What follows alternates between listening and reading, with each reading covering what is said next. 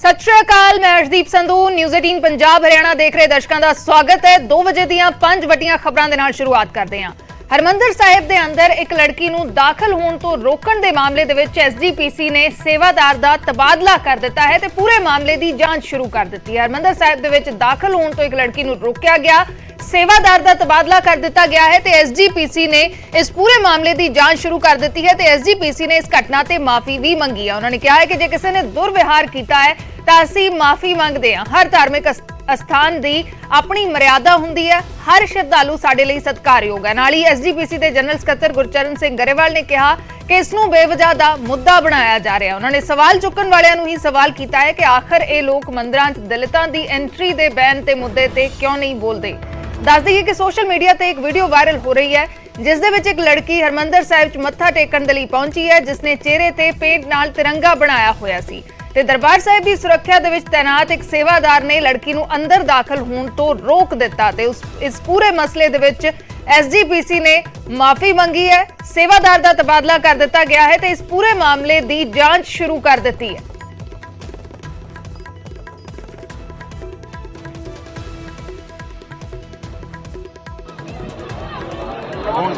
इसने फगवाड़े ने इसने हाँ जी सरदार जी, आपने गुड़िया नु अंदर जाने से रोकया, क्या कारण है?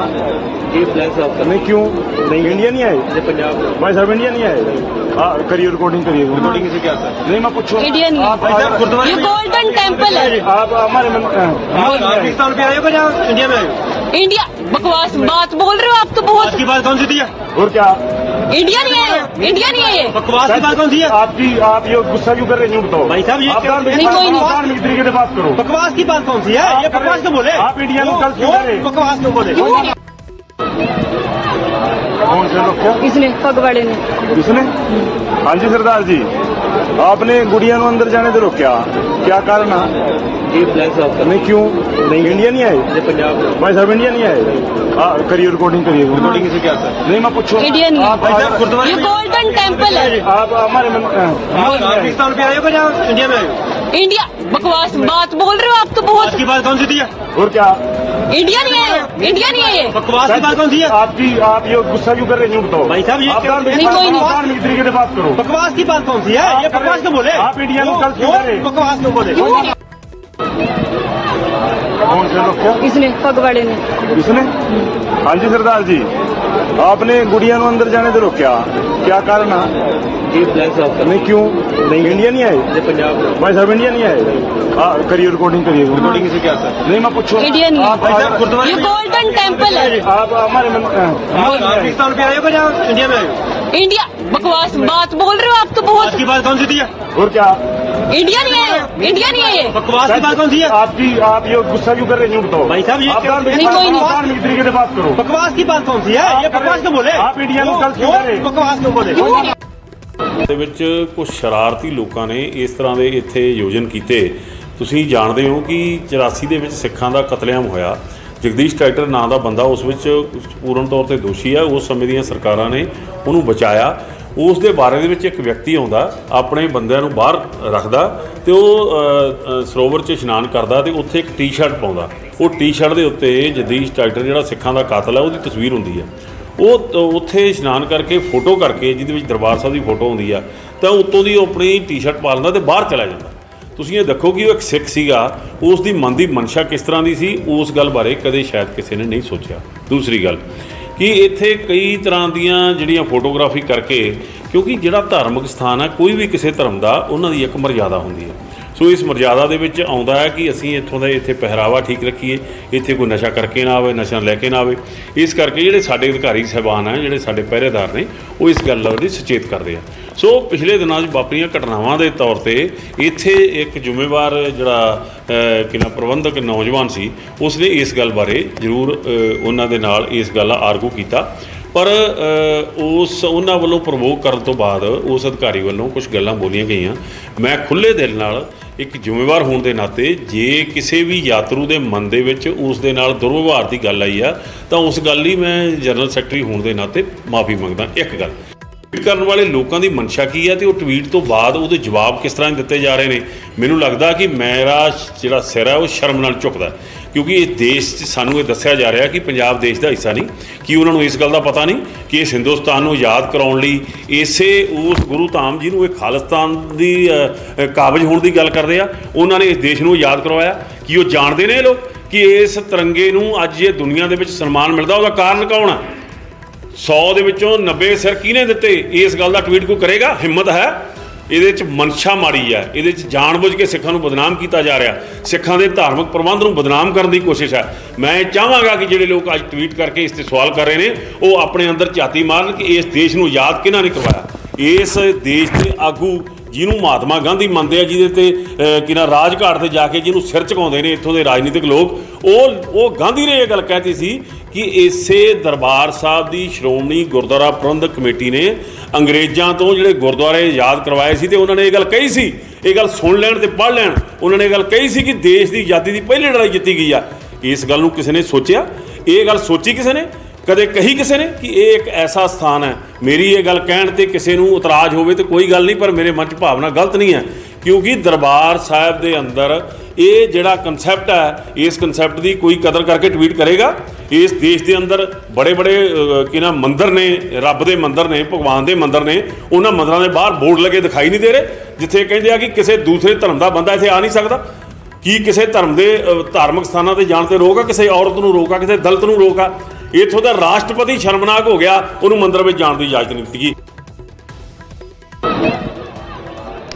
ਤਾਂ ਇਹ ਪੂਰਾ ਮਾਮਲਾ ਹੈ ਦਰਬਾਰ ਸਾਹਿਬ ਦਾ, ਜਿੱਥੇ ਇੱਕ ਲੜਕੀ ਨੂੰ ਦਰਬਾਰ ਸਾਹਿਬ 'ਚ ਜਾਣ ਤੋਂ ਰੋਕਿਆ ਗਿਆ, ਜਿਸ ਦੇ ਚਿਹਰੇ ਤੇ ਪੇਂਟ ਦੇ ਨਾਲ ਤਿਰੰਗਾ ਬਣਿਆ ਹੋਇਆ ਸੀ। ਇਹ ਪੂਰਾ ਮਾਮਲਾ ਹੈ, ਵੀਡੀਓ ਵਾਇਰਲ ਹੋ ਰਿਹਾ ਹੈ, ਜਿਸ ਤੋਂ ਬਾਅਦ SGPC ਦੇ ਜਨਰਲ ਸਕੱਤਰ ਨੇ ਇਸ ਪੂਰੇ ਘਟਨਾਕ੍ਰਮ ਤੇ ਮਾਫੀ ਮੰਗੀ ਹੈ ਕਿ ਜੇ ਕਿਸੇ ਸ਼ਰਧਾਲੂ ਨੂੰ ਦੁਰਵਿਵਹਾਰ ਦਾ ਇਹ ਮਾਮਲਾ ਲੱਗਦਾ ਹੈ ਜਾਂ ਉਹਨਾਂ ਨੂੰ ਦੁਰਵਿਵਹਾਰ ਫੀਲ ਹੋਇਆ ਹੈ ਤਾਂ ਉਹ ਮਾਫੀ ਮੰਗਦੇ ਨੇ। ਨਾਲ ਹੀ ਇਸ ਸੇਵਾਦਾਰ ਦਾ ਤਬਾਦਲਾ ਕਰ ਦਿੱਤਾ ਗਿਆ ਹੈ। ਪੂਰੇ ਮਾਮਲੇ ਦੀ ਜਾਂਚ ਸ਼ੁਰੂ ਕਰ ਦਿੱਤੀ ਗਈ ਹੈ। ਲੇਕਿਨ ਨਾਲ ਹੀ ਜਨਰਲ ਸਕੱਤਰ ਗੁਰਚਰਨ ਸਿੰਘ ਗਰੇਵਾਲ ਉਹਨਾਂ ਨੇ ਇਸ ਨੂੰ ਲੈ ਕੇ ਕਈ ਹੋਰ ਸਵਾਲ ਵੀ ਕੀਤੇ। ਉਹਨਾਂ ਨੇ ਕਿਹਾ ਕਿ ਬੇਵਜ੍ਹਾ ਦਾ ਮੁੱਦਾ ਇਸ ਨੂੰ ਬਣਾਇਆ ਜਾ ਰਿਹਾ ਹੈ, ਜਿਸ ਤਰੀਕੇ ਦੇ ਨਾਲ ਇਸ ਨੂੰ ਪ੍ਰਚਾਰਿਆ ਜਾ ਰਿਹਾ ਹੈ। ਇਹ ਲੋਕ ਮੰਦਰਾਂ 'ਚ ਦਲਿਤਾਂ ਦੀ ਐਂਟਰੀ ਦੇ ਬੈਨ ਦੇ ਮੁੱਦੇ ਤੇ ਕਿਉਂ ਨਹੀਂ ਬੋਲਦੇ? ਇਹ ਸਵਾਲ ਵੀ ਉਹਨਾਂ ਨੇ ਕੀਤਾ ਹੈ।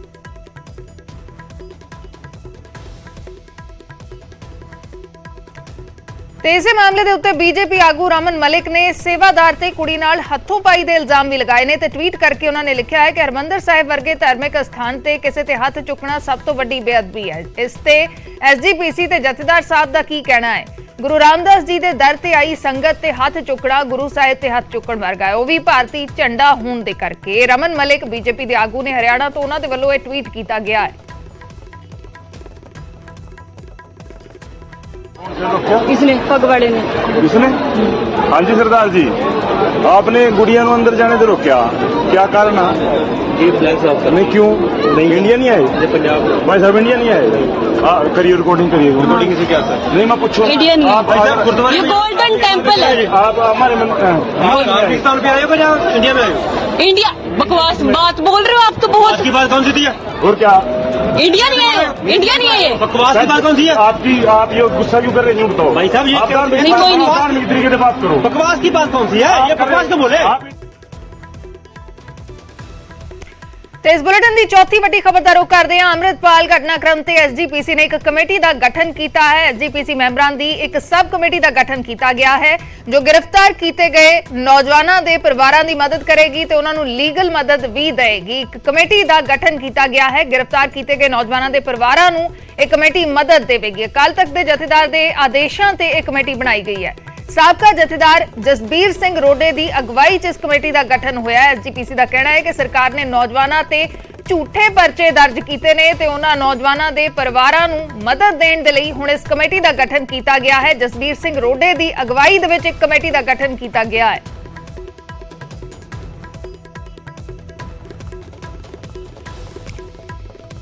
ਤੇ ਇਸ ਬੁਲੇਟਿਨ ਦੀ ਤੀਸਰੀ ਵੱਡੀ ਖਬਰ ਦਾ ਰੁਖ ਕਰਦੇ ਹਾਂ। ਨਵਜੋਤ ਸਿੰਘ ਸਿੱਧੂ ਦੇ ਘਰ ਦੇ ਵਿੱਚ ਇੱਕ ਸ਼ੱਕੀ ਦੇਖੇ ਜਾਣ ਦੇ ਮਾਮਲੇ 'ਚ ਵੱਡੀ ਖਬਰ ਹੈ।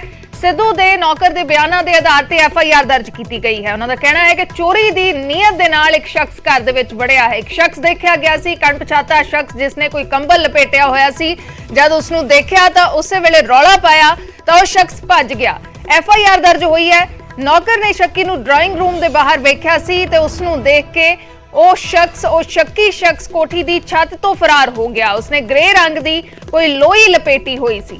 ਕੱਲ ਪਟਿਆਲਾ ਦੇ ਵਿੱਚ ਨਵਜੋਤ ਸਿੰਘ ਸਿੱਧੂ ਦੀ ਕੋਠੀ ਦੇ ਵਿੱਚ ਸ਼ੱਕੀ ਵੜ ਗਿਆ ਸੀ ਤੇ ਸਾਰੇ ਮਾਮਲੇ ਨੂੰ ਸਿੱਧੂ ਨੇ ਸੁਰੱਖਿਆ ਦੇ ਮਾਮਲੇ 'ਚ ਕੁਤਾਹੀ ਦੱਸਿਆ ਸੀ ਤੇ ਖੁਦ ਡੀਜੀਪੀ ਤੇ ਐਸਐਸਪੀ ਨੂੰ ਸੂਚਨਾ ਦਿੱਤੀ ਸੀ, ਜਿਸ ਤੇ ਪੁਲਿਸ ਦੇ ਸੀਨੀਅਰ ਅਧਿਕਾਰੀਆਂ ਨੇ ਖੁਦ ਪਹੁੰਚ ਕੇ ਜਾਇਜ਼ਾ ਲਿਆ ਸੀ ਤੇ ਇਸ ਤੋਂ ਇਲਾਵਾ ਪੁਲਿਸ ਨੇ ਆਂਢ ਗੁਆਂਢ ਦੇ ਲੋਕਾਂ ਦੇ ਨਾਲ ਵੀ ਗੱਲਬਾਤ ਕੀਤੀ ਹੈ, ਜਾਣਕਾਰੀ ਲਈ ਹੈ, ਸੁਰੱਖਿਆ ਹੋਰ ਪੁਖਤਾ ਕਰ ਦਿੱਤੀ ਗਈ ਹੈ। ਐਫਆਈਆਰ ਕੀ ਕਹਿੰਦੀ ਹੈ? ਪਟਿਆਲਾ ਦੇ ਵਿੱਚ ਨਵਜੋਤ ਸਿੰਘ ਸਿੱਧੂ ਦੀ ਕੋਠੀ ਦੇ ਵਿੱਚ ਕੋਈ ਚੋਰੀ ਦੀ ਨੀਅਤ ਦੇ ਨਾਲ ਸ਼ੱਕੀ ਵੜਿਆ ਸੀ। ਨੌਕਰ ਨੇ ਉਸ ਨੂੰ ਦੇਖਿਆ, ਡਰਾਇੰਗ ਰੂਮ ਦੇ ਬਾਹਰ ਦੇਖਿਆ। ਜਦੋਂ ਉਸਨੇ ਰੌਲਾ ਪਾਇਆ ਤਾਂ ਉਹ ਸ਼ੱਕੀ ਛੱਤ ਤੋਂ ਫਰਾਰ ਹੋ ਗਿਆ। ਡਰਾਇੰਗ ਰੂਮ ਦੇ ਸ਼ੀਸ਼ੇ ਚੋਂ ਅੰਦਰ ਝਾਕ ਰਿਹਾ ਸੀ, ਅੰਦਰ ਦੇਖ ਰਿਹਾ ਸੀ। ਜਿਸ ਵੇਲੇ ਉਸ ਨੂੰ ਦੇਖਿਆ ਹੈ, ਰੌਲਾ ਪਾਇਆ ਗਿਆ ਤਾਂ ਉਹ ਸ਼ੱਕੀ ਛੱਤ ਤੋਂ ਫਰਾਰ ਹੋ ਗਿਆ। ਨਵਜੋਤ ਸਿੰਘ ਸਿੱਧੂ ਨੇ ਖੁਦ ਇਸ ਨੂੰ ਲੈ ਕੇ ਟਵੀਟ ਵੀ ਕੀਤਾ, ਐਸਐਸਪੀ ਡੀਜੀਪੀ ਨੂੰ ਜਾਣਕਾਰੀ ਦਿੱਤੀ, ਸੁਰੱਖਿਆ 'ਚ ਕੁਤਾਹੀ ਹੋਈ ਹੈ। ਇਸ ਤਰੀਕੇ ਦੇ ਨਾਲ ਉਹਨਾਂ ਨੇ ਇੱਕ ਟਵੀਟ ਵੀ ਕੀਤਾ ਸੀ ਤੇ ਹੁਣ ਸੁਰੱਖਿਆ ਹੋਰ ਪੁਖਤਾ ਕਰ ਦਿੱਤੀ ਗਈ ਹੈ ਤੇ ਆਂਢ ਗੁਆਂਢ ਦੇ ਲੋਕਾਂ ਤੋਂ ਵੀ ਪੁਲਿਸ ਨੇ ਜਾਣਕਾਰੀ ਲਈ ਹੈ।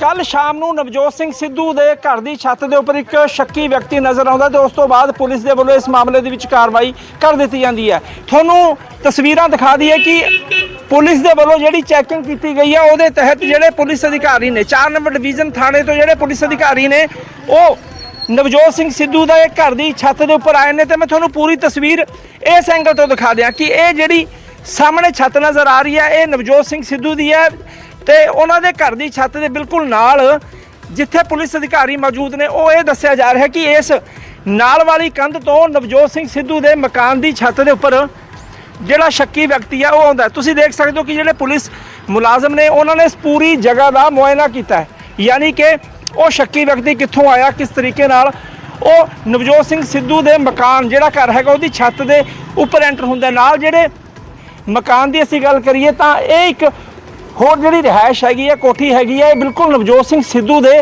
ਘਰ ਦੇ ਨਾਲ ਜੁੜੀ ਹੋਈ ਹੈ, ਪਰ ਵਿਚਕਾਰ ਇੱਕ ਕੰਧ ਹੈ ਤੇ ਕੰਧ ਦੇ ਨਾਲ ਹੀ ਇੱਕ ਦੂਸਰਾ ਗੈਪ ਨਜ਼ਰ ਆਉਂਦਾ ਹੈ। ਸੋ ਡਾਕਟਰ ਧਰਮਵੀਰ ਗਾਂਧੀ ਨੇ ਜਦੋਂ ਇਸ ਬਾਰੇ ਕਿਹਾ ਸੀ ਕਿ ਮੈਂ ਉੱਥੇ ਮੌਜੂਦ ਸੀ ਜਦੋਂ ਮੈਡਮ ਸਿੱਧੂ ਨੇ ਇਹ ਗੱਲ ਕਹੀ ਸੀ ਕਿ ਉਹਨਾਂ ਦੇ ਮਕਾਨ ਦੀ ਛੱਤ ਦੇ ਉੱਪਰ ਨੌਕਰ ਨੇ ਇੱਕ ਸ਼ੱਕੀ ਵਿਅਕਤੀ ਨੂੰ ਦੇਖਿਆ। ਹੁਣ ਦੂਜੇ ਪਾਸੇ ਤੁਹਾਨੂੰ ਜਿਹੜਾ ਮੁੱਖ ਗੇਟ ਹੈ ਨਵਜੋਤ ਸਿੰਘ ਸਿੱਧੂ ਦੇ ਘਰ ਦਾ ਕੈਮਰਾਮੈਨ ਦਿਖਾਉਣਗੇ ਕਿ ਉਸ ਜਗ੍ਹਾ ਦੇ ਉੱਪਰ ਸਿਕਿਉਰਿਟੀ ਰਹਿੰਦੀ ਹੈ, ਪੂਰੀ ਸਿਕਿਉਰਿਟੀ ਦੇ ਜਿਹੜੇ ਪ੍ਰਬੰਧ ਨੇ ਸਖਤ ਹੁੰਦੇ ਨੇ। ਫਿਲਹਾਲ ਜਿਹੜਾ ਮੇਨ ਗੇਟ ਹੈਗਾ ਉਹਦੇ ਉੱਪਰ ਸਿਕਿਉਰਿਟੀ ਤਾਇਨਾਤ ਹੈ, ਅੰਦਰ ਜਿਹੜੇ ਸੁਰੱਖਿਆ ਮੁਲਾਜ਼ਮ ਨੇ ਉਹ ਬੈਠਦੇ ਨੇ ਤੇ ਹੁਣ ਜਿਹੜੇ ਪੁਲਿਸ ਅਧਿਕਾਰੀ ਨੇ 4 ਨੰਬਰ ਡਿਵੀਜ਼ਨ ਥਾਣੇ ਦੇ ਵਿੱਚੋਂ ਉਹ ਇੱਥੇ ਆਏ ਨੇ ਤੇ ਉਹਨਾਂ ਦੇ ਵੱਲੋਂ ਜਾਂਚ ਕੀਤੀ ਜਾ ਰਹੀ ਹੈ। ਜਿਹੜੀਆਂ ਤਸਵੀਰਾਂ ਸੀ ਤੁਹਾਨੂੰ ਪਹਿਲਾਂ ਦਿਖਾਈਆਂ, ਨੌਕਰ ਹੈਗਾ ਉਹਨਾਂ ਦਾ, ਉਸ ਦੇ ਵੱਲੋਂ ਵੀ ਜਿਹੜੇ ਪੁਲਿਸ ਅਧਿਕਾਰੀ ਨਾਲ ਗੱਲ ਕੀਤੀ ਕਿ ਐਸਐਚਓ ਸਾਹਿਬ ਆ ਰਹੇ ਨੇ, ਉਹਨਾਂ ਨਾਲ ਗੱਲ ਕਰ ਲੈਂਦੇ ਆ। ਰਮਨੀਤ ਫਿਰ ਤੁਹਾਨੂੰ ਮੈਂ ਦੱਸ ਦੂੰਗਾ ਕੁਝ ਪਤਾ ਲੱਗਿਆ ਤਾਂ ਹਜੇ ਮੈਨੂੰ ਇਨਵੈਸਟੀਗੇਸ਼ਨ ਕਰ ਲੈਣ ਦਿਓ, ਉਸ ਤੋਂ ਬਾਅਦ ਮੈਂ ਤੁਹਾਨੂੰ ਸਾਰੇ ਗੱਲ ਦੱਸ ਦੂੰਗਾ। ਠੀਕ ਹੈ, ਮੈਨੂੰ ਇਨਵੈਸਟੀਗੇਸ਼ਨ ਤਾਂ ਕਰ ਲੈਣ ਦਿਓ ਪ੍ਰੋਪਰ। ਕਿ ਸਰ ਮਾੜਾ ਕੋਈ ਘਰ ਦੀ ਜਾਣਕਾਰੀ ਦਿੱਤੀ ਹੈ ਕਿ ਜਾਣਕਾਰੀ ਹੋਈ ਹੈ, ਐਫਆਈਆਰ ਤੁਹਾਡੇ ਕੋਲ ਪਹੁੰਚ ਗਈ ਹੈਗੀ ਵੀ ਇੱਕ ਨਾਮਾਲੂਮ ਬੰਦਾ ਚੜਿਆ ਸੀਗਾ, ਉਹਦੀ ਐਫਆਈਆਰ ਆਈਡੈਂਟੀਫਾਈ ਕਰ ਰਿਹਾ ਵੀ ਬੰਦਾ ਕੌਣ ਸੀਗਾ। ਰਮਨ ਜੀ ਤੁਹਾਨੂੰ ਪਤਾ ਹੀ ਹੈ ਕਿ ਕੱਲ ਐਫਆਈਆਰ ਲੌਜ ਅਸੀਂ ਕਰਤੀ ਸੀ ਇਹਨਾਂ ਦੀ, ਜੋ ਵੀ ਇਹਨਾਂ ਨੇ ਕਿਹਾ ਗਿਆ ਸੀ ਸਾਨੂੰ ਉਸ ਮੁਤਾਬਕ ਅਸੀਂ ਐਫਆਈਆਰ ਲੌਜ ਕਰਤੀ ਸੀ। ਇਨਵੈਸਟੀਗੇਸ਼ਨ ਕਰ ਰਹੇ ਹਾਂ ਜੀ, ਸਾਡੇ ਸਾਰੇ ਆਫੀਸਰ ਸੀਨੀਅਰ ਆਫੀਸਰ ਸਾਰੇ ਮੁਸਤੈਦੀ ਨਾਲ ਅਸੀਂ ਸਾਰਾ ਵੈਰੀਫਾਈ ਕਰ ਰਹੇ ਹਾਂ ਜੀ। ਸਾਰੇ ਨੇੜੇ ਤੇੜੇ ਦੇ ਜਿਹੜੇ ਸੀਸੀਟੀਵੀ ਫੁਟੇਜ ਹੈਗੀ ਉਹ ਵੇਖੀ ਜਾ ਰਹੀ ਹੈ, ਉਹਦਾ ਅਸੀਂ ਕਰ ਰਹੇ ਹਾਂ, ਪੜਤਾਲ ਕਰ ਰਹੇ ਹਾਂ ਸਾਰੀ ਜੀ। ਜੋ ਵੀ ਹੋਏਗਾ। ਸਰ ਕੋਈ ਸੀਸੀਟੀਵੀ ਜੋ ਕਿ ਐਸੀ ਜਾਣਕਾਰੀ ਮਿਲੀ ਹੋਵੇ ਬਾਅਦ ਚ ਆਪਾਂ ਸ਼ੇਅਰ ਕਰੀ, ਕੁਛ ਐਸਾ ਹੱਥ ਲੱਗਿਆ? ਨਹੀਂ, ਹਲੇ ਤੱਕ ਸਾਡੇ ਕੋਲ ਕੋਈ ਇਹੋ ਜਿਹਾ ਸੁਰਾਗ ਨਹੀਂ ਲੱਗਿਆ ਕਿ ਕੋਈ ਬੰਦਾ ਕਿੱਥੋਂ ਆਇਆ ਕਿੱਧਰ ਗਿਆ। ਅਸੀਂ ਵੀ ਇਨਵੈਸਟੀਗੇਸ਼ਨ ਕਰ ਰਹੇ ਹਾਂ ਸਾਰੀ ਅਸੀਂ ਵੀ ਵਿਲ ਹਾਂ ਜਲਦੀ ਨਤੀਜੇ ਆਉਣਗੇ ਸਾਹਮਣੇ। ਤੇ ਹੁਣ ਰੁਕ ਕਰਦੇ ਹਾਂ ਜਲੰਧਰ ਦਾ, ਜਿੱਥੇ ਆਮ ਆਦਮੀ ਪਾਰਟੀ ਦੇ ਉਮੀਦਵਾਰ ਸੁਸ਼ੀਲ ਰਿੰਕੂ ਨੇ ਨਾਮਜ਼ਦਗੀ ਭਰ ਦਿੱਤੀ ਹੈ। ਸੀਐਮ ਭਗਵੰਤ ਮਾਨ ਵੀ ਮੌਕੇ ਤੇ ਮੌਜੂਦ ਰਹੇ ਨੇ। ਨਾਮਜ਼ਦਗੀ ਤੋਂ ਪਹਿਲਾਂ ਇੱਕ ਰੋਡ ਸ਼ੋਅ ਵੀ ਕੱਢਿਆ ਗਿਆ, ਸ਼ਕਤੀ ਪ੍ਰਦਰਸ਼ਨ ਆਮ ਆਦਮੀ ਪਾਰਟੀ ਦੇ ਵੱਲੋਂ ਕੀਤਾ ਗਿਆ। ਸੀਐਮ ਭਗਵੰਤ ਮਾਨ ਸੁਸ਼ੀਲ ਰਿੰਕੂ ਦੇ ਸਮਰਥਨ ਦੇ ਵਿੱਚ ਚੋਣ ਪ੍ਰਚਾਰ ਕਰਦੇ ਨਜ਼ਰ ਆਏ ਨੇ। ਸ਼ਕਤੀ ਪ੍ਰਦਰਸ਼ਨ ਵੀ ਕੀਤਾ ਗਿਆ ਤੇ ਉਸ ਤੋਂ ਬਾਅਦ ਸੁਸ਼ੀਲ ਰਿੰਕੂ ਨੇ ਨਾਮਜ਼ਦਗੀ ਭਰ ਦਿੱਤੀ ਹੈ। ਸੀਐਮ ਨੇ ਇਸ ਦੌਰਾਨ ਵਿਰੋਧੀਆਂ ਤੇ ਤਿੱਖੇ ਨਿਸ਼ਾਨੇ ਸਾਧੇ ਨੇ। ਮੁੱਖ ਮੰਤਰੀ ਭਗਵੰਤ ਮਾਨ ਨੇ ਕਿਹਾ ਕਿ ਆਮ ਆਦਮੀ ਪਾਰਟੀ ਤੋਂ ਬੀਜੇਪੀ ਡਰਦੀ ਹੈ। 10 ਸਾਲਾਂ ਦੇ ਵਿੱਚ ਹੀ Aam Aadmi party national party ਬਣ ਗਈ ਹੈ। ਹੁਣ ਇਹ ਝਾੜੂ ਪੂਰੇ ਦੇਸ਼ ਦੇ ਵਿੱਚ ਫਿਰੇਗਾ। ਉਹਨਾਂ ਨੇ ਕਿਹਾ ਕਿ ਕਾਂਗਰਸ ਦਾ ਹੱਥ ਤਾਂ ਹੁਣ ਚਪੇੜ ਬਣ ਗਿਆ ਹੈ। ਇਹ ਵੀ ਕਿਹਾ ਕਿ ਮੈਂ 48-49 ਡਿਗਰੀ ਟੈਂਪਰੇਚਰ ਦੇ ਵਿੱਚ ਕੰਮ ਕਰਨ ਵਾਲਾ ਹਾਂ, ਧੁੱਪ ਤੋਂ ਮੈਂ ਨਹੀਂ ਡਰਦਾ। ਮੁੱਖ ਮੰਤਰੀ ਭਗਵੰਤ ਮਾਨ ਜਲੰਧਰ ਪਹੁੰਚੇ ਸੀ। ਸੁਸ਼ੀਲ ਰਿੰਕੂ ਦੇ ਵੱਲੋਂ ਨਾਮਜ਼ਦਗੀ ਦਾਖਲ ਕੀਤੀ ਗਈ ਹੈ। ਮੁੱਖ ਮੰਤਰੀ ਭਗਵੰਤ ਮਾਨ ਇਸ ਮੌਕੇ ਮੌਜੂਦ ਰਹੇ ਨੇ ਤੇ ਉਹਨਾਂ ਦੇ ਵੱਲੋਂ ਇੱਕ ਰੈਲੀ ਕੱਢੀ ਗਈ, ਸ਼ਕਤੀ ਪ੍ਰਦਰਸ਼ਨ ਕੀਤਾ ਗਿਆ, ਲੋਕਾਂ ਨੂੰ ਸੰਬੋਧਨ ਕੀਤਾ ਗਿਆ। ਸੁਸ਼ੀਲ ਰਿੰਕੂ ਦੇ ਸਮਰਥਨ 'ਚ ਚੋਣ ਪ੍ਰਚਾਰ ਕਰਦੇ ਨਜ਼ਰ ਆਏ।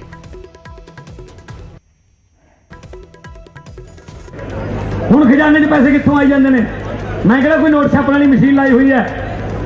ਹੁਣ ਪੈਸੇ ਤਾਂ ਆਉਂਦੇ ਨੇ ਕਿਉਂਕਿ ਜਿਹੜੇ ਇੱਧਰ ਉੱਧਰ ਪਹਿਲਾਂ ਲੀਕ ਹੁੰਦੇ ਸੀ ਉਹ ਖਜ਼ਾਨੇ 'ਚ ਆਉਂਦੇ ਆ ਸਿੱਧੇ। ਪਹਿਲਾਂ ਜਿਹੜੇ ਮਾਫੀਏ ਬਣਾਏ ਹੋਏ ਸੀ ਰੇਤੇ ਦੇ, ਟਰਾਂਸਪੋਰਟ ਦੇ, ਐਕਸਾਈਜ਼ ਦੇ, ਉਹ ਸਾਰਾ ਪੈਸਾ ਹੁਣ ਸਿੱਧਾ ਖਜ਼ਾਨੇ 'ਚ ਪਹੁੰਚ ਰਿਹਾ ਹੈ। ਖਜ਼ਾਨੇ 'ਚੋਂ ਤੁਹਾਨੂੰ ਆ ਰਿਹਾ। ਸਕੂਲ ਵੀ ਖੁੱਲਾਂਗੇ, ਸਾਨੂੰ ਮਾਸਟਰ ਚਾਹੀਦੇ ਹੋਣਗੇ ਜਦੋਂ ਸਕੂਲ ਖੁੱਲਣਗੇ। ਮੁਹੱਲਾ ਕਲੀਨਿਕ ਖੁੱਲ ਰਹੇ ਨੇ, ਹਸਪਤਾਲ ਬਣਾਵਾਂਗੇ, ਸਾਨੂੰ ਡਾਕਟਰ ਚਾਹੀਦੇ ਹੋਣਗੇ, ਨਰਸਾਂ ਚਾਹੀਦੀਆਂ ਹੋਣਗੀਆਂ, ਫਾਰਮਾਸਿਸਟ ਚਾਹੀਦੇ ਹੋਣਗੇ।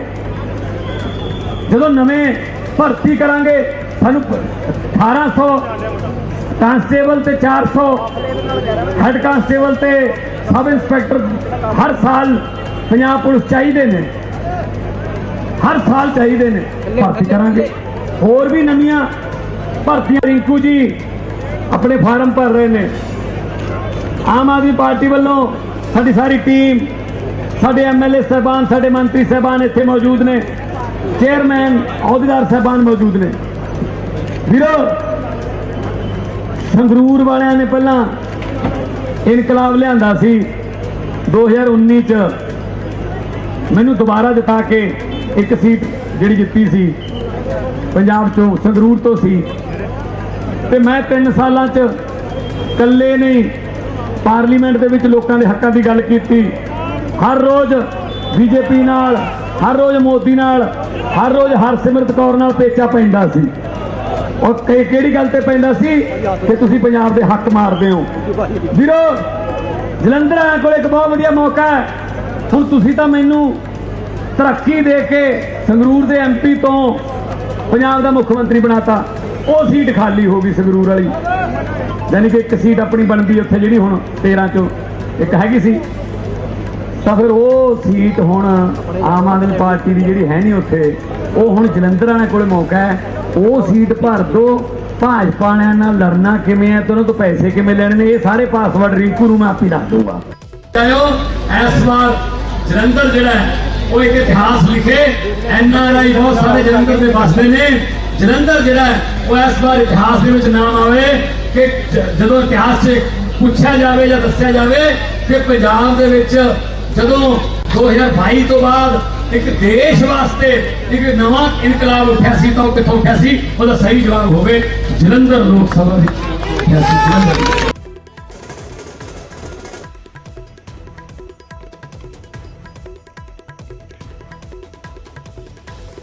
ਤਾਂ ਜਲੰਧਰ ਦੇ ਵਿੱਚ ਆਮ ਆਦਮੀ ਪਾਰਟੀ ਦੇ ਵੱਲੋਂ ਚੋਣ ਪ੍ਰਚਾਰ ਵੀ ਆਰੰਭ ਦਿੱਤਾ ਗਿਆ ਹੈ। ਰੈਲੀ ਮੁੱਖ ਮੰਤਰੀ ਭਗਵੰਤ ਮਾਨ ਦੇ ਵੱਲੋਂ ਕੀਤੀ ਗਈ ਹੈ ਤੇ 20 ਅਪ੍ਰੈਲ ਨੂੰ ਅਰਵਿੰਦ ਕੇਜਰੀਵਾਲ ਆਮ ਆਦਮੀ ਪਾਰਟੀ ਦੇ ਸੁਪਰੀਮੋ ਉਹ ਵੀ ਜਲੰਧਰ ਪਹੁੰਚਣਗੇ ਤੇ ਸੁਸ਼ੀਲ ਰਿੰਕੂ ਦੇ ਹੱਕ ਦੇ ਵਿੱਚ ਚੋਣ ਪ੍ਰਚਾਰ ਕਰਨਗੇ। ਅੱਜ ਸੁਸ਼ੀਲ ਰਿੰਕੂ ਨੇ ਨਾਮਜ਼ਦਗੀ ਦਾਖਲ ਕਰ ਦਿੱਤੀ ਹੈ।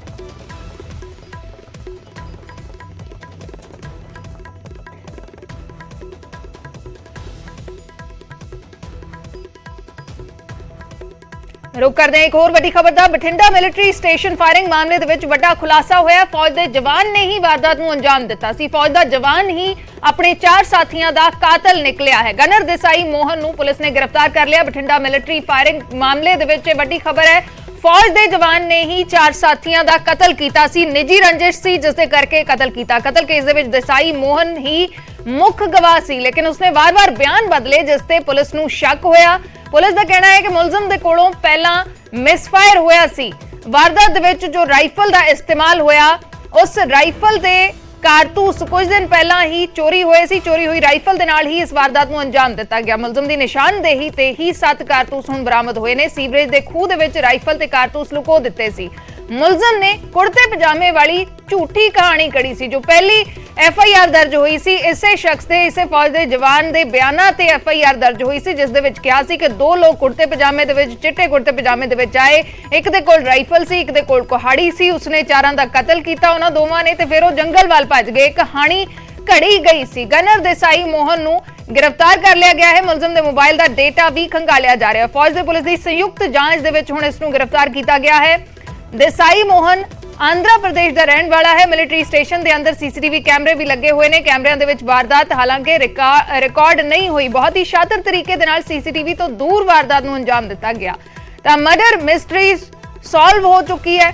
बठिंडा ਦੇ ਵਿੱਚ मिलिट्री स्टेशन ਦੇ ਵਿੱਚ फायरिंग हुई सी। 4 जवान मारे गए सी। गनर देसाई मोहन ਨੂੰ गिरफ्तार कर लिया गया है। साथी जवान ही कातल निकले। आर्मी गार्ड देसाई मोहन ਨੂੰ गिरफ्तार कर लिया गया है। बठिंडा मिलिट्री स्टेशन ਦੇ ਵਿੱਚ ਫਾਇਰਿੰਗ ਦਾ ਪੂਰਾ ਮਾਮਲਾ ਸੀ। ਆਪਣੇ 4 ਸਾਥੀਆਂ ਦਾ ਕਤਲ ਕੀਤਾ। ਨਿੱਜੀ ਰੰਜਿਸ਼ ਦਾ ਪੂਰਾ ਮਾਮਲਾ ਹੈ। ਪੁਲਿਸ ਨੂੰ ਪਹਿਲੇ ਦਿਨ ਤੋਂ ਗਨਰ ਦੇਸਾਈ ਤੇ ਸ਼ੱਕ ਸੀ ਕਿਉਂਕਿ ਉਹ ਲਗਾਤਾਰ ਬਿਆਨ ਬਦਲ ਰਿਹਾ ਸੀ। ਫਾਇਰਿੰਗ ਦੇ ਮਾਮਲੇ 'ਚ ਇਹੀ ਮੁੱਖ ਗਵਾਹ ਸੀ, ਲੇਕਿਨ ਵਾਰ-ਵਾਰ ਬਿਆਨ ਬਦਲ ਰਿਹਾ ਸੀ, ਜਿਸ ਤੋਂ ਬਾਅਦ ਪੁਲਿਸ ਨੂੰ ਸ਼ੱਕ ਹੋਇਆ ਤੇ ਹੁਣ ਉਸ ਨੂੰ गिरफ्तार कर लिया गया है। चोरी हुई राइफल दे नाल इस वारदात नूं उसने अंजाम दिता। कतल मगरों राइफल ते कारतूस सीवरेज दे विच लुको दिते। मुलजम दी निशानदेही ते ही 7 कारतूस हुण बरामद कीते गए ने। इसने खुद ही कहानी घड़ी सी जो इस दे बयानां दे आधार ते पहला FIR दर्ज हुई। खुद ही कहानी घड़ी सी। आंध्र प्रदेश दा गनर देसाई रहण वाला है ते हुण इस नूं गिरफ्तार कर लिया गया है। ਤਾਂ ਜਿਹੜੀ ਕਹਾਣੀ ਪਹਿਲਾਂ ਘੜੀ ਗਈ ਸੀ ਅੱਜ ਜੋ ਇਸ ਦੇ ਬਿਆਨਾਂ ਦੇ ਆਧਾਰ ਤੇ FIR ਦਰਜ ਹੋਈ ਸੀ ਉਸ ਦੇ ਵਿੱਚ ਝੂਠੀ ਕਹਾਣੀ ਸੀ ਕਿ ਦੋਵੇਂ ਮੁਲਜ਼ਮ ਚਿੱਟੇ ਰੰਗ ਦੇ ਕੁੜਤੇ ਪਜਾਮੇ 'ਚ ਸੀ। 2 ਲੋਕ ਸੀ, ਉਹਨਾਂ ਨੇ ਮੂੰਹ ਸਿਰ ਕੱਪੜੇ ਦੇ ਨਾਲ ਢੱਕੇ ਹੋਏ ਸੀ। ਇੱਕ ਦੇ ਸੱਜੇ ਹੱਥ ਦੇ ਵਿੱਚ ਰਾਈਫਲ ਸੀ, ਦੂਜੇ ਦੇ ਸੱਜੇ ਹੱਥ ਦੇ ਵਿੱਚ ਕੁਹਾੜੀ ਫੜੀ ਹੋਈ ਸੀ। ਵਾਰਦਾਤ ਨੂੰ ਅੰਜਾਮ ਦੇਣ ਦੇ ਬਾਅਦ ਉਹ ਦੋਵੇਂ ਜੰਗਲ ਵੱਲ ਭੱਜ ਗਏ ਤੇ ਇਸੇ ਫੌਜੀ ਦੇ ਬਿਆਨਾਂ ਦੇ ਤਹਿਤ ਇਹ FIR ਦਰਜ ਕੀਤੀ ਗਈ ਸੀ ਜਿਸਨੇ ਕਤਲ ਕੀਤਾ ਹੈ। ਇਸੇ ਨੇ ਝੂਠੀ ਕਹਾਣੀ ਘੜੀ ਸੀ, ਝੂਠੇ ਬਿਆਨ ਦਰਜ ਕਰਵਾਏ ਸੀ, ਲੇਕਿਨ ਇਸੇ ਨੇ ਹੀ 4 ਦਾ ਕਤਲ ਕੀਤਾ ਸੀ। 12 ਅਪ੍ਰੈਲ ਨੂੰ ਮਿਲਟਰੀ ਸਟੇਸ਼ਨ ਦੇ ਵਿੱਚ ਫਾਇਰਿੰਗ ਹੋਈ ਸੀ ਤੇ 4 ਜਵਾਨਾਂ ਦਾ ਗੋਲੀਆਂ ਮਾਰ ਕੇ ਕਤਲ ਕਰ ਦਿੱਤਾ ਗਿਆ ਸੀ। ਹੁਣ ਮੁਲਜ਼ਮ ਨੂੰ ਗ੍ਰਿਫਤਾਰ ਕਰ ਲਿਆ ਗਿਆ ਹੈ।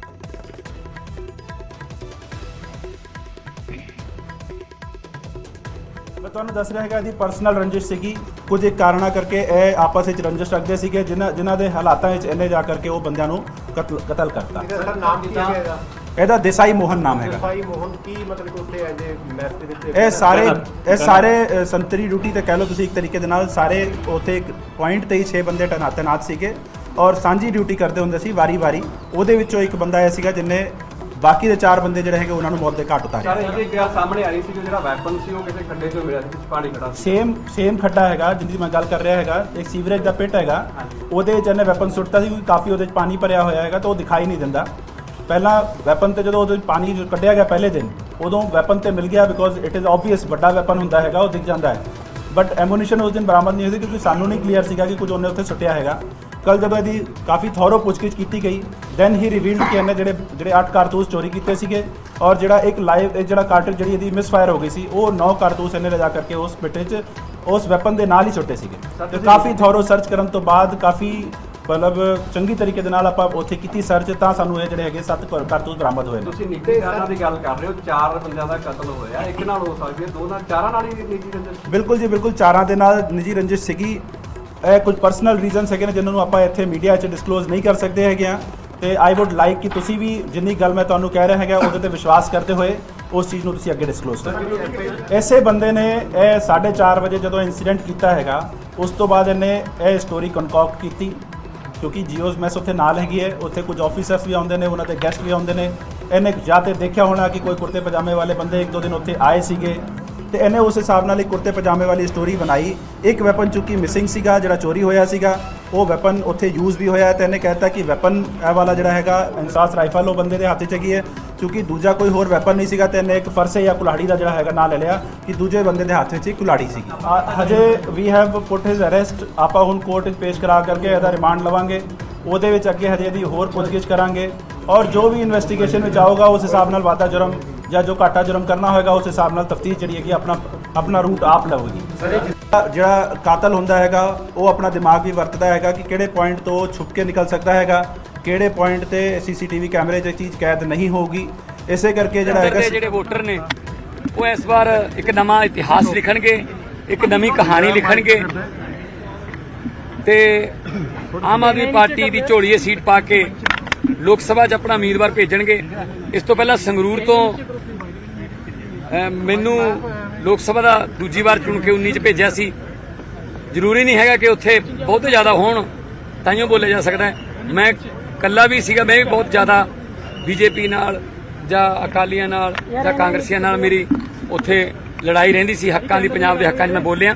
ਸੋ ਉਹੀ ਸੀਟ ਜਿਹੜੀ ਹੈ ਉਹ ਰਿੰਕੂ ਜੀ ਲਈ ਰੱਖੀ ਹੈ ਔਰ ਜਲੰਧਰ ਦੇ ਲੋਕ, ਦੁਆਬੇ ਦੇ ਲੋਕ ਜਿਹੜੇ ਪੜ੍ਹੇ ਲਿਖੇ ਲੋਕ ਨੇ ਔਰ ਵਿਦੇਸ਼ਾਂ 'ਚ ਬਹੁਤ ਸਾਰੇ ਲੋਕ ਰਹਿੰਦੇ ਨੇ, ਉਹਨਾਂ ਨੂੰ ਸਿਸਟਮ ਨੂੰ ਦੇਖਿਆ ਹੋਇਆ, 2-3 ਮੁਲਕਾਂ ਦੇ ਸਿਸਟਮ ਨੂੰ ਦੇਖਿਆ ਹੋਇਆ ਕਿ ਕੰਪੇਅਰ ਕਰ ਸਕਦੇ ਨੇ। ਉਹ ਲੋਕ ਸਭਾ ਜਲੰਧਰ ਤੋਂ ਆਮ ਆਦਮੀ ਪਾਰਟੀ ਦਾ ਉਮੀਦਵਾਰ ਸੁਸ਼ੀਲ ਕੁਮਾਰ ਰਿੰਕੂ ਜਿੱਤ ਕੇ ਜਦੋਂ ਜਾਊਗਾ ਤਾਂ ਉਹ ਜਿੱਥੋਂ ਜਲੰਧਰ ਦੀ ਆਵਾਜ਼ ਬਣੂਗਾ, ਨਾਲ ਪੂਰੇ ਪੰਜਾਬ ਦੀ ਆਵਾਜ਼ ਜਿਹੜੀ ਹੈ, ਉੱਥੇ ਪ੍ਰਧਾਨ ਮੰਤਰੀ ਜੀ ਵੀ ਬਹਿੰਦੇ ਨੇ, ਉੱਥੇ ਸਾਰੇ ਲਾਅ ਮੇਕਰਸ ਬਹਿੰਦੇ ਨੇ।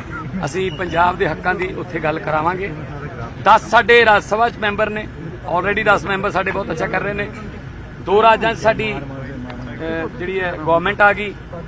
13% ਸਾਨੂੰ ਵੋਟ ਸ਼ੇਅਰ ਗੁਜਰਾਤ 'ਚੋਂ ਆ, ਜਿੱਥੋਂ 5 MLA ਨੇ। 2 MLA ਸਾਡੇ ਗੋਆ 'ਚ ਨੇ। ਔਰ ਰਾਸ਼ਟਰੀ ਪਾਰਟੀ ਬਣਨ ਤੋਂ ਬਾਅਦ, ਨੈਸ਼ਨਲ ਪਾਰਟੀ ਬਣਨ ਤੋਂ ਬਾਅਦ ਜਲੰਧਰ ਦੀ ਬਾਈ ਇਲੈਕਸ਼ਨ ਸਾਡੀ ਪਹਿਲੀ ਇਲੈਕਸ਼ਨ। ਸੋ ਅਸੀਂ ਪਹਿਲੀ ਇਲੈਕਸ਼ਨ ਲੜ ਰਹੇ ਹਾਂ ਰਾਸ਼ਟਰੀ ਪਾਰਟੀ ਬਣਨ ਤੋਂ ਬਾਅਦ। ਔਰ ਸਾਨੂੰ ਉਮੀਦ ਹੈ ਕਿ ਆਮ ਆਦਮੀ ਪਾਰਟੀ ਜਿਹੜੀ ਹੈ ਉਹ ਇਸ ਵਾਰ ਰਿਕਾਰਡ ਤੋੜ ਜਿੱਤ ਹਾਸਲ ਕਰੂਗੀ ਜਲੰਧਰ ਤੋਂ। ਪੰਜਾਬ ਦੇ 13 ਮਹੀਨਿਆਂ ਦੀ ਸਰਕਾਰ ਜਿਹੜੀ ਲੋਕਾਂ ਨੇ ਬਣਾਈ, ਉਹਦੀਆਂ ਵੀ ਪ੍ਰਾਪਤੀਆਂ ਅਸੀਂ ਦੱਸਾਂਗੇ ਵੀ, ਪਰ ਲੋਕਾਂ ਨੂੰ ਪਹੁੰਚ ਵੀ ਗਈਆਂ। ਉਹ ਬਿਜਲੀ ਦੇ ਰੂਪ 'ਚ ਪਹੁੰਚ ਗਈਆਂ, ਉਹ ਆਮ ਆਦਮੀ ਕਲੀਨਿਕਾਂ ਦੇ ਰੂਪ 'ਚ ਪਹੁੰਚ ਗਈਆਂ, ਉਹ ਸਕੂਲ ਬਣ ਰਹੇ ਨੇ, ਪਹੁੰਚ ਰਹੀਆਂ ਨੇ। ਅਸੀਂ ਕਿਸਾਨਾਂ ਨੂੰ ਮੁਆਵਜ਼ਾ ਦੇ ਰਹੇ ਹਾਂ ਜੇ ਕੁਦਰਤੀ ਮਾਰ ਪੈ ਗਈ ਕੋਈ। ਅਸੀਂ ਜਿਹੜੇ ਬਿਜਲੀ ਬੋਰਡ ਦੇ ਬਕਾਇਆ ਪੈਸੇ ਉਹ ਉਤਾਰ ਰਹੇ ਹਾਂ, ਨੌਕਰੀਆਂ ਦੇ ਰਹੇ ਹਾਂ, ਕੱਚੇ ਮੁਲਾਜ਼ਮਾਂ ਨੂੰ ਪੱਕੇ ਕਰਨ ਦਾ ਪ੍ਰੋਸੈਸ ਜਾਰੀ ਹੈ। ਸੋ ਅਸੀਂ ਇਹ ਸਾਰੀਆਂ ਚੀਜ਼ਾਂ ਲੋਕਾਂ ਕੋਲੇ ਲੈ ਕੇ ਜਾਵਾਂਗੇ। ਮਾਲੀ ਦਾ ਕੰਮ ਪਾਣੀ ਪਾਉਣਾ, ਭਰ ਮਸ਼ਕਾਂ ਪਾਵੇ। ਮਾਲਕ ਦਾ ਕੰਮ ਫਲ ਫੁੱਲ ਲਾਉਣਾ, ਲਾਵੇ ਜਾਂ ਨਾ ਲਾਵੇ। ਮਾਲਕ ਲੋਕਤੰਤਰ ਦੇ ਵਿੱਚ ਲੋਕ ਨੇ, ਇਹ ਲੋਕਾਂ ਦਾ ਜਿਹੜਾ ਮਰਜ਼ੀ ਹੈ ਕਿ ਉਹ ਫਲ ਫੁੱਲ ਲਾਉਣ। ਪਰ ਮੈਨੂੰ ਇੰਨਾ ਪਤਾ ਹੈ ਅਸੀਂ ਇਮਾਨਦਾਰੀ ਦੇ ਨਾਲ ਇਹ ਇਲੈਕਸ਼ਨ ਲੜਾਂਗੇ। ਕੋਈ ਪੈਸੇ ਨਹੀਂ ਅਸੀਂ ਵੰਡਦੇ, ਕੋਈ ਨਸ਼ਾ ਨਹੀਂ ਅਸੀਂ ਵੰਡਦੇ, ਕੋਈ ਅਸੀਂ ਮਸਲ ਪਾਵਰ ਨਹੀਂ ਯੂਜ਼ ਕਰਦੇ। ਅਸੀਂ ਤਾਂ ਕੁੰਡੇ ਖੜਕਾਉਨੇ ਆ ਲੋਕਾਂ ਦੇ, ਤੇ ਅਸੀਂ ਘਰ ਕੁੰਡਾ ਖੜਕਾਵਾਂਗੇ ਤੇ ਆਮ ਆਦਮੀ ਪਾਰਟੀ ਨੂੰ ਇਹ ਸੀਟ ਜਿਹੜੀ ਹੈ ਜਿਤਾਵਾਂਗੇ। ਚੰਨੀ ਸਾਹਿਬ ਰੋਂਦੇ ਨਜ਼ਰ ਆਏ ਨੇ ਪਿਛਲੇ ਦਿਨਾਂ ਦੇ ਵਿੱਚ। ਚੰਨੀ ਸਾਹਿਬ ਰੋਂਦੇ ਨਜ਼ਰ ਇਹੀ ਬੀਜੇਪੀ ਨੂੰ ਇੱਕ ਨੈਸ਼ਨਲ ਪਾਰਟੀ ਬਣ ਗਏ, 2 ਰਾਜਾਂ 'ਚ ਫੈਲ ਗਏ। 10 ਜਿਹੜੇ ਬੀਜੇਪੀ ਦੇ ਰਾਜ ਸਭਾ ਦੇ ਮੈਂਬਰ ਨੇ ਜਿਹੜੇ ਆਮ ਆਦਮੀ ਪਾਰਟੀ ਦੇ ਨੇ। ਲੋਕ ਸਭਾ ਜਲੰਧਰ ਦਾ ਵੀ ਸਰਵੇ ਉਹਨਾਂ ਨੇ ਬੀਜੇਪੀ ਨੇ ਕਰਾ ਲਿਆ ਵੀ ਇਹ ਵੀ ਗਈ ਆਪਣੇ ਹੱਥੋਂ। ਤੇ ਫਿਰ ਇਹ ਤਾਂ ਆਪਣੇ ਲਈ ਬਹੁਤ ਵੱਡਾ ਖਤਰਾ ਬਣਨਗੇ ਫਿਊਚਰ 'ਚ, ਕਿਉਂਕਿ ਕਾਂਗਰਸ ਕਈ ਥਾਵੇਂ ਕਈ ਧੜਿਆਂ 'ਚ ਵੰਡੀ ਹੋਈ ਹੈ। ਇਸ ਕਰਕੇ ਉਹਨਾਂ ਨੂੰ ਸੁਪਨੇ ਦੇ ਵਿੱਚ ਸਿਰਫ ਆਮ ਆਦਮੀ ਪਾਰਟੀ ਆਉਂਦੀ ਹੈ। ਅਰਵਿੰਦ ਕੇਜਰੀਵਾਲ ਹੀ ਸੁਪਨੇ 'ਚ ਆਉਂਦੇ ਆ। ਉਹਨਾਂ ਨੂੰ ਕੱਲ ਉੱਥੇ ਬਿਨਾਂ ਕੋਈ FIR 'ਚ ਨਾ ਨਹੀਂ, ਕਿਸੇ ਚਾਰ ਸ਼ੀਟ 'ਚ ਨਾ ਨਹੀਂ, ਉਹਨਾਂ ਨੂੰ CBI ਦੇ ਦਫ਼ਤਰ ਬੁਲਾ ਕੇ 8-9 ਘੰਟੇ ਬਿਠਾ ਕੇ ਵਾਪਸ ਮੋੜ ਦਿੰਦੇ ਨੇ। ਸੋ ਇਹ ਤਾਨਾਸ਼ਾਹੀ ਹੈ। ਤੇ ਜੇ ਲੋਕਤੰਤਰ ਦੇ ਵਿੱਚ ਕੋਈ ਕਿਸੇ ਚੀਜ਼ ਦਾ ਘਾਟਾ ਪਾਇਆ ਹੋਵੇ, ਖਜ਼ਾਨੇ ਨੂੰ ਘਾਟਾ ਪਾਇਆ ਹੋਵੇ, ਕਿਸੇ ਸਟੇਟ ਨੂੰ ਕੋਈ ਨੁਕਸਾਨ ਕੀਤਾ ਹੋਵੇ ਤਾਂ ਗੱਲ ਕਰੋ। ਸਗੋਂ ਸਟੇਟ ਨੂੰ ਵਾਧਾ ਹੀ ਹੋ ਰਿਹਾ ਸੀਗਾ ਕਿ ਖਜ਼ਾਨੇ 'ਚ ਦਿੱਲੀ ਦੇ ਪੈਸੇ ਆ ਰਹੇ ਸੀ। ਉਹ ਪੈਸੇ ਜਿਹੜੇ ਨੇ ਬਿਜਲੀ ਦੇ ਰੂਪ, ਸਕੂਲਾਂ ਦੇ ਰੂਪ 'ਚ, ਹਸਪਤਾਲਾਂ ਦੇ ਰੂਪ 'ਚ ਲੋਕਾਂ ਨੂੰ ਮਿਲ ਰਹੇ ਸੀ, ਇਲਾਜ ਫ੍ਰੀ ਦੇ ਰੂਪ 'ਚ। ਸੋ ਇਹ ਟੀਮ ਨੂੰ ਤੋੜਨ ਦੀ ਕੋਸ਼ਿਸ਼ ਕਰ ਰਹੇ ਆਮ ਆਦਮੀ ਪਾਰਟੀ ਦੀ ਟੀਮ ਨੂੰ, ਜਿਹਦੇ ਵਿੱਚ ਸਤਿੰਦਰ ਜੈਨ, ਪਾਰਟੀ ਜਿਹੜੀ ਹੈ ਉਹ ਚਟਾਨ ਵਰਗੀ ਹੈ। ਉਹ ਕਿਸੇ ਪਾਰਟੀ ਚੋਂ ਕੱਢੇ ਹੋਏ ਨੇ ਜਾਂ ਵੱਡੇ ਹੋਏ ਨੇ ਨਹੀਂ ਬਣਾਈ। ਅਸੀਂ ਆਪਣੇ ਪ੍ਰੋਫੈਸ਼ਨ ਛੱਡ ਕੇ ਆਏ ਹੋਏ ਹਾਂ। ਅਸੀਂ ਜਨੂਨੀ ਲੋਕ ਹਾਂ ਤੇ ਅਸੀਂ ਇਹੋ ਜਿਹੇ ਗਿੱਦੜ ਭੁੱਖੇ ਤੋਂ ਲਾਅ ਐਂਡ ਆਰਡਰ ਨੂੰ ਬੜਾ ਇਸ਼ੂ ਬਣਾਈ ਆਪੋਜੀਸ਼ਨ। ਲਾਅ ਐਂਡ ਆਰਡਰ ਨੂੰ ਬੜਾ ਬਿਜਲੀ ਇਨਵੈਸਟੀਗੇਸ਼ਨ ਹੋਈ ਹੈ ਤੇ ਉਹ ਕਹਿ ਰਹੇ ਕਿ ਕਰਜ਼ਾ ਲੈ ਕੇ ਬਿਜਲੀ ਸਬਸਿਡੀ ਦੇ ਪੈਸੇ ਉਹਨਾਂ ਦਾ ਕੀ, ਤੁਸੀਂ ਉਹਨਾਂ ਦੀ ਗੱਲ ਕਿਉਂ ਮੰਨਦੇ ਹੋ? ਜਦੋਂ 20,200 ਕਰੋੜ ਰੁਪਇਆ ਦੇਤਾ, ਉਹ ਤਾਂ ਕਹਿੰਦੇ ਸੀ ਕਰਜ਼ਾ ਲੈ ਲਿਆ। ਕਿੱਥੋਂ ਦਿੱਤਾ? ਇੱਕ ਮਿੰਟ, ਅਸੀਂ ਕਿਹਾ ਵੀ ਐਕਸਾਈਜ਼ ਦੇ 2738 ਕਰੋੜ ਰੁਪਇਆ ਸਾਡੇ ਕੋਲੇ ਇਸ ਵਾਰ ਰਿਕਾਰਡ 41% ਵਾਧੇ ਨਾਲ ਖਜ਼ਾਨੇ 'ਚ ਆਇਆ। ਉਹ ਕਹਿੰਦੇ ਜੀ ਇੰਨਾ ਨਹੀਂ ਆਇਆ, ਇਹ ਵੱਧ ਦੱਸਦੇ ਨੇ। ਉਹ ਜਨਾਬ ਜੀ ਉਲਟਾ ਹੁੰਦਾ ਹੈ। ਜੇ ਕੋਈ ਮਾੜੀ ਨੀਅਤ ਹੋਵੇ ਨਾ, ਜੇ ਕੋਈ ਮਤਲਬ ਘਪਲਾ ਕਰਨਾ ਹੋਵੇ, ਵੱਧ ਇਹਨੂੰ ਘੱਟ ਦੱਸਦੇ ਨੇ। ਫੇਰ ਤਾਂ ਕਹਿ ਸਕਦੇ ਸੀਗੇ ਵੀ ਆਇਆ ਤਾਂ ਇੰਨਾ ਹੀ ਘੱਟ ਦੱਸਦੇ ਨੇ, ਇੰਨਾ ਖਾ ਗਏ ਹੋਣਗੇ। ਅਸੀਂ ਵੱਧ ਦੱਸੀ ਜਾਂਦੇ ਆ, ਕਹਿੰਦੇ ਵੱਧ ਨਹੀਂ ਹੈਗੇ, ਅਸੀਂ ਬੱਲੇ ਪਾਵਾਂਗੇ। ਫਿਰ ਲਾਅ ਐਂਡ ਆਰਡਰ ਨੂੰ ਬੜਾ ਇਸ਼ੂ ਲੈ ਕੇ ਰੋਂਦੇ ਨਜ਼ਰ ਆਏ। ਚੰਨੀ ਸਾਹਿਬ ਕਹਿੰਦੇ ਮੇਰੀ ਤੇ ਪ੍ਰਾਪਰਟੀਆਂ ਗੁਰਕ ਹੋਣ ਦੇ ਕਗਾਰ ਤੇ ਪਈਆਂ ਨੇ। ਆਪਣੇ ਭਾਂਜੇ ਤੋਂ ਲੈ ਜਾਂਦਾ ਆਧਾਰੇ ਫਿਰ ਥੋੜੇ ਜਿਹੇ ਲਾਅ ਐਂਡ ਆਰਡਰ ਨੂੰ ਲੈ ਕੇ ਡਰਾਮੇ ਕਰਦੇ, ਇਹੋ ਜਿਹੇ ਡਰਾਮੇ ਨਹੀਂ ਕਰਦੇ। ਆਮ ਆਦਮੀ ਪਾਰਟੀ ਅਸਲ 'ਚ ਗਰੀਬਾਂ ਦੀ ਪਾਰਟੀ ਹੈ। ਸਕੂਲ ਬਣਦੇ ਨੇ, ਉੱਥੇ ਸਕੂਲਾਂ ਦੇ ਵਿੱਚ ਗਰੀਬਾਂ ਦੇ ਬੱਚੇ ਪੜ੍ਹ ਕੇ ਜੱਜ ਬਣਨਗੇ। ਦਿੱਲੀ 'ਚ ਬਣ ਰਹੇ ਨੇ, ਅਫਸਰ ਲੱਗ ਰਹੇ ਨੇ। ਹਸਪਤਾਲ ਨੇ, ਉੱਥੇ ਗਰੀਬਾਂ ਦਾ ਮੁਫਤ ਇਲਾਜ ਹੋਊਗਾ, ਦਿੱਲੀ ਦੇ ਵਿੱਚ ਹੋ ਰਿਹਾ। ਬਿਜਲੀ ਗਰੀਬਾਂ ਨੂੰ ਫ੍ਰੀ ਆ ਰਹੀ ਹੈ। 9,000 ਕਰੋੜ ਤੋਂ ਵੱਧ ਅਸੀਂ ਜਿਹੜਾ 9,000 ਏਕੜ ਤੋਂ ਵੱਧ ਅਸੀਂ ਜ਼ਮੀਨ ਛੜਾਈ ਹੈ। ਉਹ ਜੋ 7500 ਦੇ ਨੇੜੇ ਤੇੜੇ ਜਿਹੜੀ ਹੈ ਉਹ ਪੰਚਾਇਤਾਂ ਦੀ ਜ਼ਮੀਨ ਹੈ, ਜਿਹੜੀ ਕਿ ਦੱਬੀ ਹੋਈ ਸੀ ਲੋਕਾਂ ਨੇ, ਰਸੂਖਦਾਰਾਂ ਨੇ। ਇਹਦਾ ਮਤਲਬ 2500 ਏਕੜ ਚੋਂ ਦਲਿਤ ਗਰੀਬਾਂ ਦੀ ਜ਼ਮੀਨ ਛੜਾਈ ਹੈ। ਉਹਨਾਂ ਨੂੰ ਵੀ ਠੇਕਾ ਆਊਗਾ। ਖੇਤੀ ਮੰਤਰੀ ਸਾਹਿਬ ਖੜੇ ਨੇ, ਕੁਲਦੀਪ ਧਾਲੀਵਾਲ ਜੀ, ਉਹਨਾਂ ਨਾਲ ਗੱਲ ਕਰ ਲਿਓ। ਸੋ ਆਮ ਆਦਮੀ ਪਾਰਟੀ ਹਮੇਸ਼ਾ ਵਿਕਾਸ ਦੀ ਗੱਲ ਕਰਦੀ ਹੈ। ਅਸੀਂ ਕੋਈ ਕਿਸੇ ਗੱਲ ਤੋਂ ਰੋਂਦੇ ਨਹੀਂ। ਅਸੀਂ ਸਾਡਾ 9 ਘੰਟੇ ਕੱਲ ਵਿਜੀਲੈਂਸ ਨੇ ਬੁਲਾਇਆ, ਅਸੀਂ ਸਵਾਲ ਦਿੱਤੇ ਜਿਹੜੇ ਉਹਨਾਂ ਨੇ, ਅਸੀਂ ਉਹਦੇ ਜਵਾਬ ਦਿੱਤੇ ਨੇ। ਤੇ ਸੱਚ ਬੋਲਣ ਦਾ ਇਹੀ ਫਾਇਦਾ ਹੁੰਦਾ ਕਿ ਇੱਕ ਵਾਰੀ ਬੋਲ ਕੇ ਦੁਬਾਰਾ ਯਾਦ ਨਹੀਂ ਰੱਖਣਾ ਪੈਂਦਾ। ਬਾਕੀ ਤਾਂ ਸੁਖਵੀਰ ਬਾਦਲ ਵਰਗੇ ਬਥੇਰੇ ਤੁਰੇ ਮਾਨ ਸਾਹਿਬ ਲਾਲ ਬਾਰਡਰ ਅੰਮ੍ਰਿਤਸਰ ਦੇ ਵਿੱਚ ਗੋਲੀ ਚੱਲੀ ਹੈ।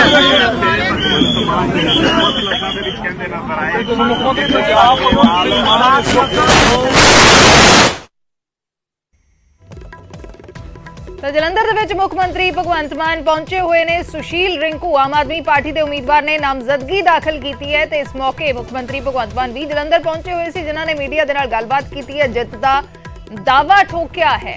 ਕਿਹਾ ਕਿ Aam Aadmi party national party ਬਣੀ ਹੈ ਤੇ ਨੈਸ਼ਨਲ ਪਾਰਟੀ ਬਣਨ ਤੋਂ ਬਾਅਦ ਇਹ ਪਹਿਲੀ ਚੋਣ ਹੈ ਆਮ ਆਦਮੀ ਪਾਰਟੀ ਦੀ, ਪਹਿਲਾ ਐਮਪੀ ਇਲੈਕਸ਼ਨ ਹੈ। ਸੁਸ਼ੀਲ ਰਿੰਕੂ ਦੀ ਜਿੱਤ ਦਾ ਉਹਨਾਂ ਨੇ ਦਾਅਵਾ ਠੋਕਿਆ ਹੈ। ਤਸਵੀਰ ਹੈ ਜਿਸ ਵੇਲੇ ਸੁਸ਼ੀਲ ਰਿੰਕੂ ਆਮ ਆਦਮੀ ਪਾਰਟੀ ਦੇ ਉਮੀਦਵਾਰ ਨੇ ਨਾਮਜ਼ਦਗੀ ਪੱਤਰ ਦਾਖਲ ਕੀਤਾ ਹੈ। ਜਲੰਧਰ ਦੀਆਂ ਤਸਵੀਰਾਂ ਨੇ।